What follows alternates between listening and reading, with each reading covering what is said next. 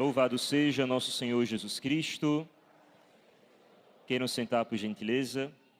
Então, caríssimos irmãos e irmãs, como o Padre Nilson falou no início dessa Santa Missa, nós estamos celebrando a solenidade, a grande festa da Santíssima Trindade, que ela sempre é celebrada no domingo seguinte à festa de Pentecostes, que foi quando a terceira pessoa da Santíssima Trindade, o Espírito Santo, foi derramado sobre a igreja, sobre Maria e os apóstolos que estavam reunidos em oração, aquilo que nós celebramos no domingo passado. E aí, é sempre bom a gente relembrar que esse dogma da Santíssima Trindade não é algo assim irrelevante, pelo contrário, é o centro de toda a nossa fé. É tão isso que em cada domingo nós somos chamados a renovar no credo a nossa fé na Santíssima Trindade. O credo, não sei se vocês já perceberam, ele é dividido em 3 partes. Creio em Deus Pai, Todo-Poderoso, Criador do céu e da terra. E em Jesus Cristo, seu único Filho, e vai desenvolvendo. E no Espírito Santo, na Igreja Católica, as obras do Espírito Santo. De tal modo que se nós quiséssemos enxugar o credo, seria apenas creio em Deus Pai, creio em Jesus Cristo e creio no Espírito Santo. Todo o resto, que está entre uma coisa e outra, são como que desdobramentos, explicitações. Então, em cada Santa Missa do domingo, nós somos chamados a reafirmar a nossa fé na Santíssima Trindade. Só que aqui vem um problema. Quem aqui já fez a catequese lembra quão difícil é tentar entender a Santíssima Trindade. Quem aqui já foi catequista, ou que é pai, que é mãe, e tentou falar para o filho a Santíssima Trindade, certamente ficou em apuros. Em especial para as crianças, que elas vêm com aquelas perguntas que a gente fica sem resposta, né? E aqui é de fato um grande desafio. Mas eu vou tranquilizar o coração de vocês, né? Não fiquem tensos, não fiquem preocupados, porque vocês não entendem o que é a Santíssima Trindade, porque isso é impossível. A nossa mente, a nossa razão, ela é incapaz de abarcar esse mistério. É algo que está acima das nossas capacidades. Mas se somos incapazes de compreender na sua profundidade, na sua totalidade, nós somos capazes de crer. Porque o crer não é tanto obra nossa. A fé, nós sabemos, ela é um dom de Deus. Então, ainda que eu não entenda, ainda que a minha razão não consiga compreender aquilo na sua totalidade, Deus, ele me dá a graça de crer nele. Nesse Deus, que é aqui que está o grande nó. Ele é um único Deus, como os judeus também acreditavam, mas é um Deus que Cristo, ele revela-se como sendo trino também. Um Deus que é único, mas que ele é também 3 pessoas. O Pai, o Filho e o Espírito Santo. E como é que nós chegamos a essa conclusão de que Deus ele é uno e trino? Vejam, a nossa capacidade humana, a nossa razão, ela não consegue abarcar a essência de Deus. Então, tudo aquilo que nós sabemos sobre Deus, o fato dele ser trindade, tudo isso que nós professamos na fé, nós o sabemos porque ele mesmo, por amor a nós, revelou tudo isso. E aí, quando a gente lê a Sagrada Escritura, a gente vai vendo as etapas da revelação. Quando Abraão, por exemplo, em meio a uma série de povos que criam, em muitos e muitos deuses ao mesmo tempo, Deus ele se revela para Abraão. O único Deus, o Deus verdadeiro, se revela para aquele homem e faz dele a promessa, de que a sua descendência será o povo de Deus. E aí, pouco a pouco, Deus ele vai se revelando àquele povo que era a descendência de Abraão. E ele vai mostrando cada vez mais quem ele é. Diante de Moisés, Deus revela os seus mandamentos, ou seja, a vontade que ele tem para a nossa vida, como nós devemos viver. Pelos profetas do Antigo Testamento, Deus ele vai dando-se a revelar também, ele vai se mostrando, vai revelando o seu rosto para nós. Mas, até então, nós estávamos, os judeus eles criam num Deus uno, como nós também cremos. Só que aí veio nosso Senhor Jesus Cristo, que para nossa salvação, querendo nos salvar, ele que era Deus, desceu dos céus e se encarnou no ventre da Virgem Maria, se fez homem E quando Cristo veio até nós, aconteceu a revelação total de Deus. Tudo aquilo que Deus queria nos falar, nos foi dito em Jesus. Então, quando nós vemos Jesus, que Ele mesmo diz, eu e o Pai somos um, aí agora nós sabemos que tem uma outra pessoa ali.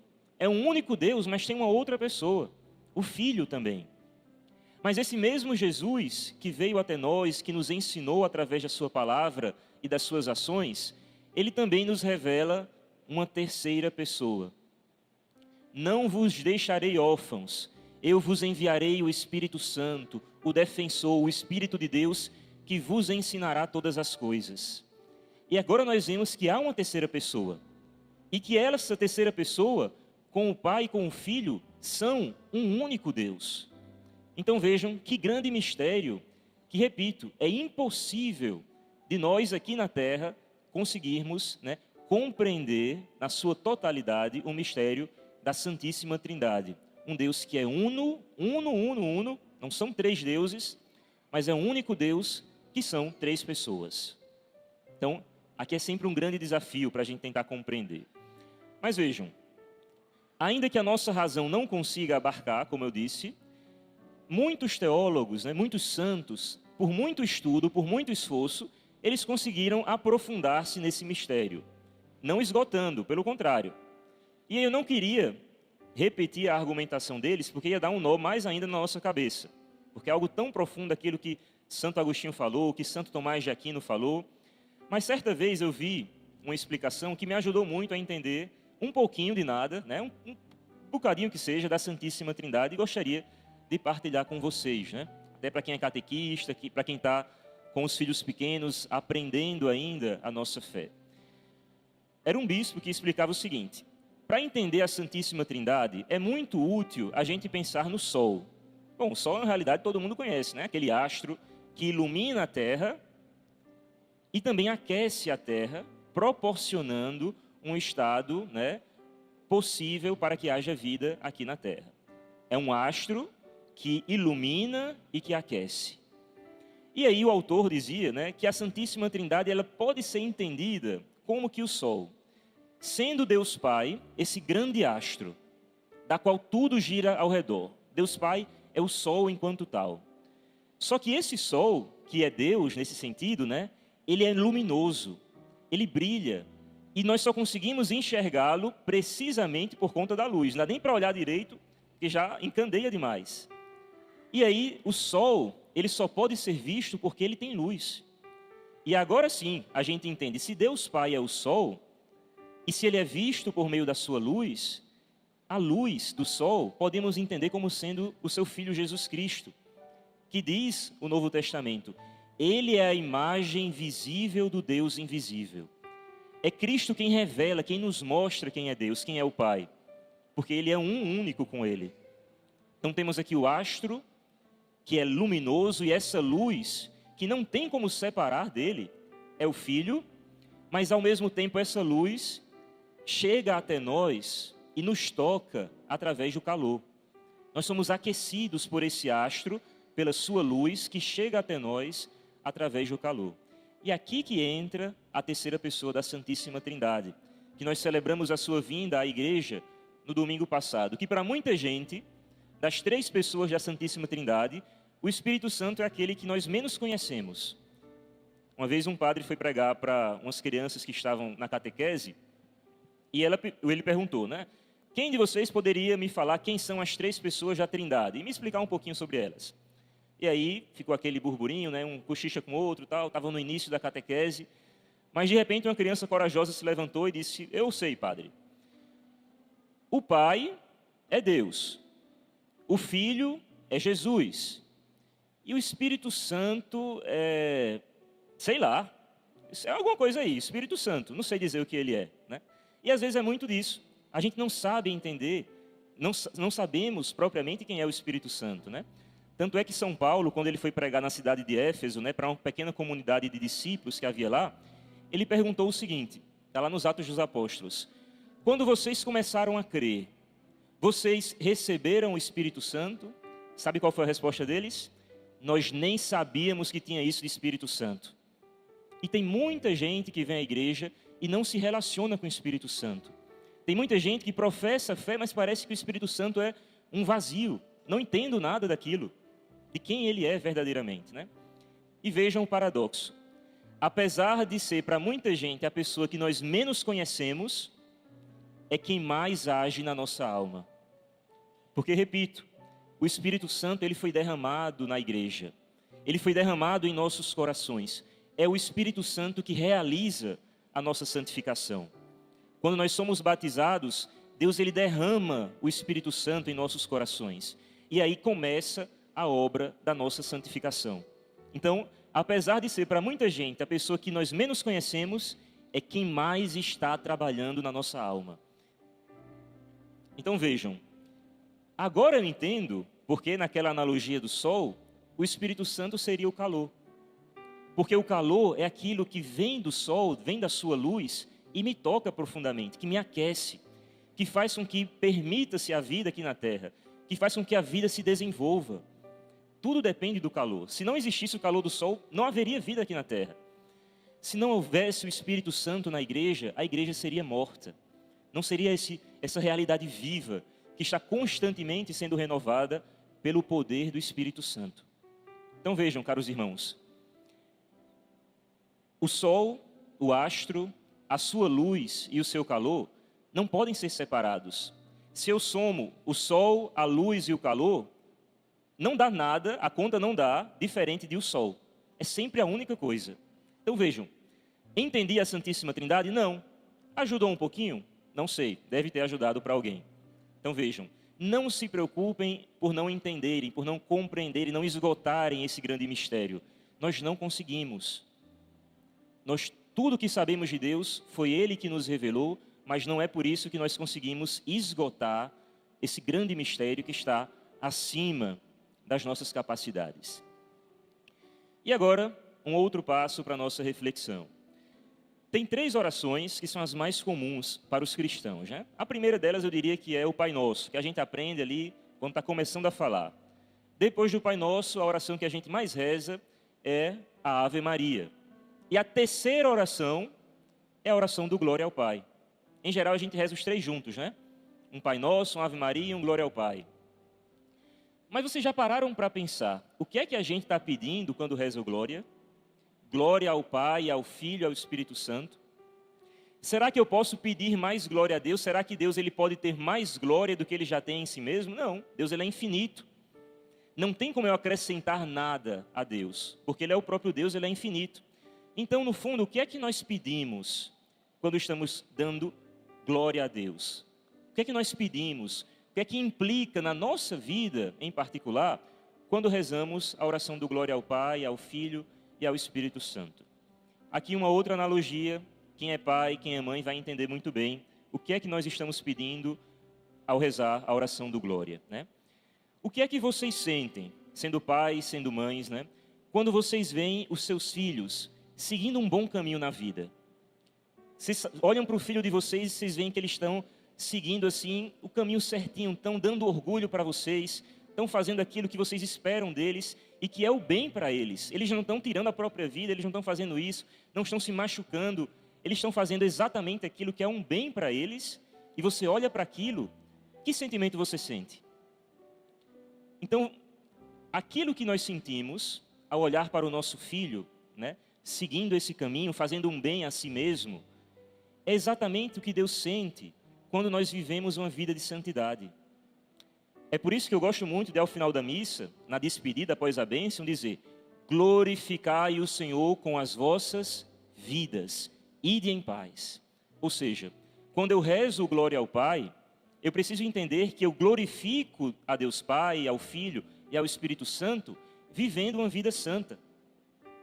Vivendo conforme Ele espera que eu viva. É com a minha vida que eu dou glória ao Pai, ao Filho e ao Espírito Santo. Por isso que um santo lá do início da igreja, Santo Irineu, dizia o seguinte: a glória de Deus é o homem vivo, o homem vivente. Então, com a minha vida, fazendo aquilo que é o bem para mim, que é o que Deus deseja para mim, eu o glorifico. É por isso que todo pecado, antes de mais nada, é uma ofensa a Deus, porque o pecado, ele é, em primeiro lugar, um mal que eu faço a mim. E Deus, ele não quer o meu mal. Por isso que o pecado também é uma ofensa a Deus, porque Deus, ele quer o meu bem, eu o glorifico fazendo aquilo que é um bem verdadeiro para mim, e o pecado é sempre uma opção pelo mal, por aquilo que me fere, por aquilo que me magoa, que me prejudica enquanto filho de Deus. Por isso que é sempre uma ofensa. Então, nessa festa da Santíssima Trindade, em que aparentemente, o que é que esse evangelho me toca? Esse mistério, o que é que diz para a minha vida? Diz muito. Durante uma fase da história, no Iluminismo, alguns autores disseram o seguinte: Deus, ele pode até existir, ele pode ter até criado o universo, mas ele criou e nos abandonou, virou as costas, foi fazer outra coisa, porque ele não se importa conosco. Quem somos nós para ter a atenção de Deus? Só que aí o Deus que Jesus revela em si, não é assim. É um Deus que nos criou, de fato, Deus Pai, ele nos cria, mas por amor a nós, após o nosso pecado, por amor a nós, Deus, ele nunca nos abandonou. E naquele mesmo instante da queda, Deus, ele prometeu a salvação. Porém, inimizade entre ti e a mulher, entre a tua descendência e a dela, e ela te esmagará a cabeça. A salvação virá, e Deus nos prometeu naquele dia. E veio, através de quem? Dele mesmo. Do seu Filho Jesus Cristo, a segunda pessoa da Santíssima Trindade, que é um só com ele, que veio até nós, morreu na cruz para nos salvar.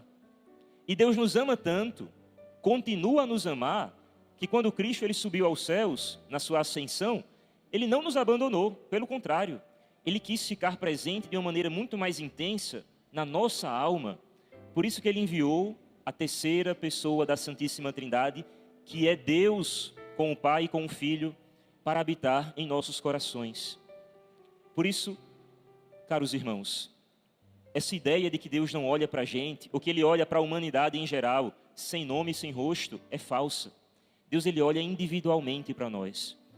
Nós ocupamos, cada um de nós, o pensamento de Deus. Na cruz, Deus, ele pensava em mim e em cada um de vocês, individualmente, particularmente. É um Deus que nos ama muito. É por isso que a nossa grande felicidade, o real motivo da nossa esperança, de que nós podemos e devemos encarar as dificuldades da vida de cabeça erguida e de peito estufado, é a consciência de que esse Deus que criou o céu e a terra, o Senhor do tempo e do espaço, o Senhor do universo, é o meu Pai.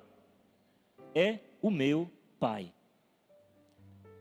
O que diante dessa realidade, caros irmãos, pode nos fazer tremer? O que pode nos amedrontar se o Senhor do céu e da terra é o meu Pai? É aquilo que São Paulo diz na segunda leitura, A esperança não decepciona. Nós recebemos essa esperança que nos dá todas as garantias de que nós podemos seguir em frente confiadamente, porque foi derramado em nossos corações o amor de Deus. O amor de Deus que é o Espírito Santo que nós recebemos no dia do nosso batismo, e é por causa disso que a esperança não decepciona. Que nós podemos seguir confiantes, lutando cada dia para dar glória a Deus com a nossa vida. Sabendo que um dia, se fizermos isso, se enfrentarmos essa batalha, que é uma bela batalha, que nos anima a fazê-la, um dia nós estaremos vivendo eternamente felizes com Deus. Com esse Deus que nos criou, morreu por nós e fez tudo para que nós um dia chegássemos até o céu para eternamente vivermos com Ele. Peçamos a intercessão da Virgem Maria para termos uma grande relação, uma relação íntima com a Santíssima Trindade. Ela que foi filha de Deus Pai, mãe de Deus Filho e esposa do Divino Espírito Santo. Que ela nos ensine a tratar cada uma das pessoas da Santíssima Trindade como elas merecem, mas sobretudo a glorificarmos a Deus através da nossa vida. Louvado seja nosso Senhor Jesus Cristo.